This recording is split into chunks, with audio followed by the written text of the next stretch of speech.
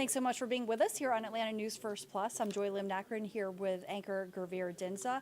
And we're taking a look at some of the stories you may have missed in our segment called In Case You Missed It. And this is fun. You're talking about Legos. Okay, so did you play with Legos as a child? A little bit, yeah. A little bit? Yeah. So my daughters, I have twins, but one of them loves Legos. The problem is, what do you do with them when they're all done? Right.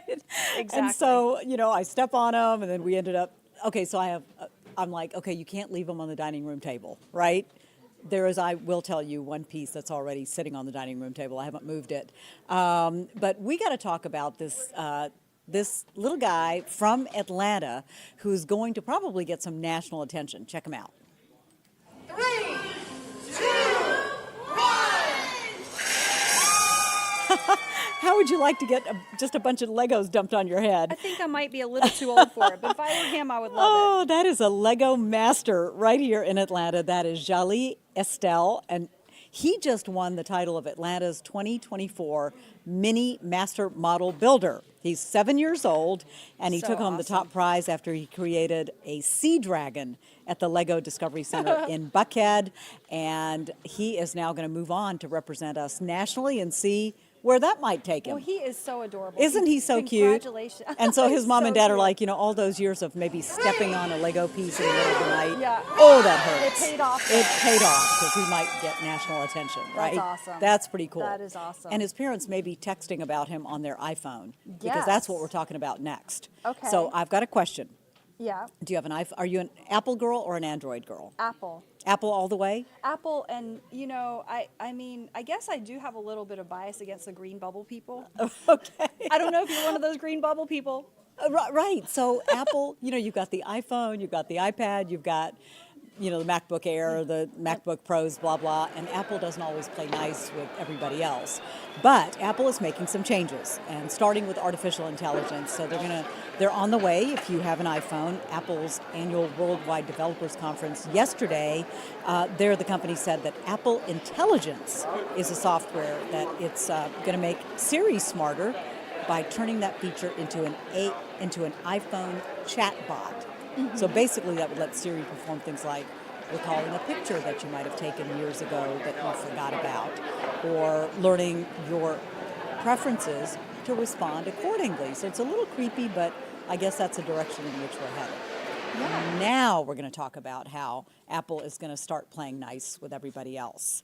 Other big changes coming to the iPhone this fall. Apple's going to update its operating system. Basically, what this is going to do is allow better messaging between iPhone and Android users. So the company says when you download iOS 18, iPhone and Android users will be able to exchange higher quality photos, videos, and audio files. Because a lot of people have complained when they send, for example, a video or something to somebody that has an Android and you have an iPhone, it doesn't come out the same way. The video may be a little warped or it doesn't come through at all. So despite these improvements, iPhone users like you, Joy, will still know when you are messaging with somebody who is not an iPhone user because their response will still come in a green bubble. Okay? But so Apple's trying to play nice in some ways. But you know what? If the green bubble, if the videos came out right, all that sort of thing, then maybe it would be then like, who cares green about the bubble, people. right? Yeah, exactly. Right? Okay, so there you go. Some things to look forward to from Apple. That's awesome. Well, thank you so much, Gurveer Dinza, with a look at that. All right, let's talk for a moment about Marta and, some of the transportation issues and a little bit of back and forth. So Atlanta's mayor and Marta have kind of been in a stalemate over the future of really the city's busiest MARTA station. Thousands of riders rely on the 5 Point station in downtown Atlanta to get to and from work every day. Well, in a letter obtained by Atlanta News First reporter Patrick Quinn, Marta responded to the mayor's demand to halt the renovation plan at the 5 Point station. Here's his report. And late this evening, Marta responded to the mayor's letter where he insists that Marta should halt construction here at 5 Points. Marta, in their letter, reading between the lines, they say they're willing to sit down with the mayor, but this project is not stopping. Marta and the mayor at odds over what to do with 5 Points, the central transfer station for the city's rail and bus network. In this letter acquired by Atlanta News First, Mayor Andre Dickens late last week suddenly told Marta to halt construction planned to start in early July of the 5 Point station. Why? Because there are questions of financial mismanagement, the mayor wrote, of the More Marta sales tax program, what's funding the renovation, including a possibility that Marta owes the city an additional $10 million. It's a good thing to cancel this project, but I think it just adds more confusion to what is the long-term transit strategy in Atlanta. Matt Garbett, a transit advocate with the nonprofit Thread ATL, said this is just the latest in a string of confusing transit decisions by Marta and the city. First, there's the will they or won't they build transit on the Beltline. Then the mayor's sudden announcement with few details about new rail infill stations around the Beltline. And now this. Garbett questions if Marta and the mayor have an aligned vision for transit across the metro. We need a plan and a vision and a commitment. We talked with riders at 5 Points. They too want answers. The time and the impact and the cost, there are a lot of big questions. This afternoon, Marta responded, and nowhere in this two-page letter does Marta say it plans to halt the project. Last week, Atlanta City Council pressed Marta CEO Collie Greenwood about the 5 Points renovation plan, what's expected to cost $230 million. It's set to last 4 years, and while rail riders can still make internal transfers, the station will be largely closed off to pedestrians until 2028. A 4-year closure, I think, is just too much of a price to pay. From downtown Atlanta, Patrick Quinn, Atlanta News First.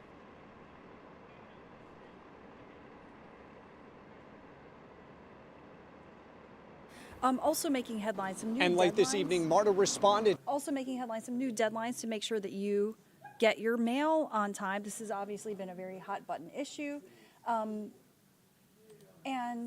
you know, yesterday we had lawmakers touring the USPS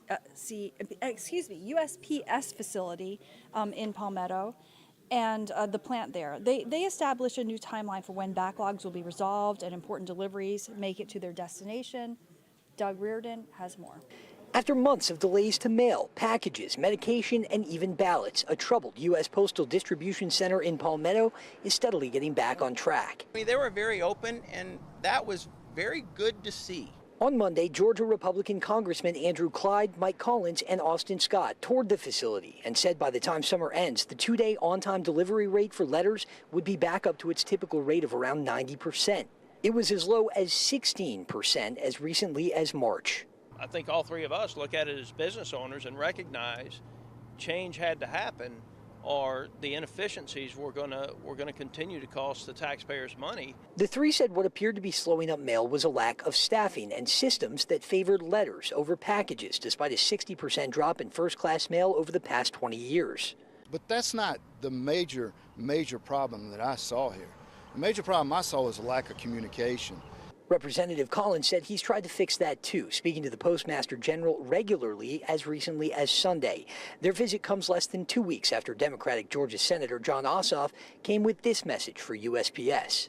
I will continue to apply maximum pressure. But Republicans expressing a different, more hands-off approach on Monday. Instead of maximum pressure and browbeating, I think it would serve us well to simply follow the metrics, and as long as they're accomplishing the goals based on the timeline that they've set, that would be a win for the American citizens. And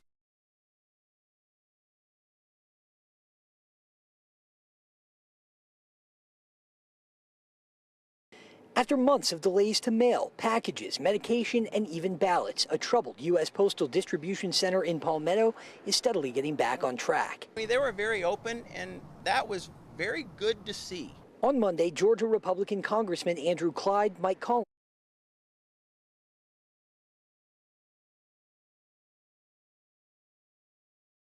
Sorry, we just want to get you to some breaking news into our newsroom just a short time ago.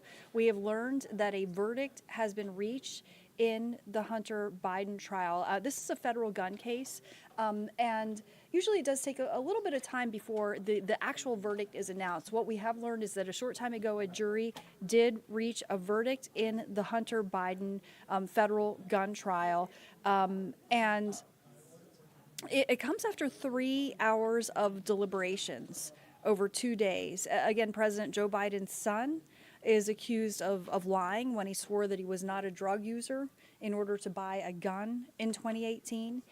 He is facing 3 felony charges over the gun that he had for 11 days before his brother's widow found it in his truck and threw it in the trash.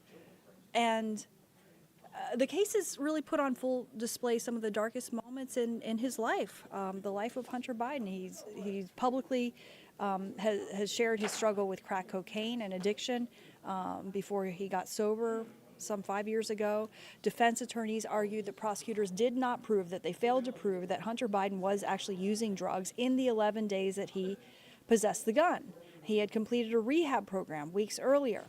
In the first of 2 trials that Hunter Biden is facing in the midst of his father's Democratic re-election campaign, he is also charged with failing to pay at least $1.4 million in taxes. And that is a separate case scheduled to go to trial in September in California.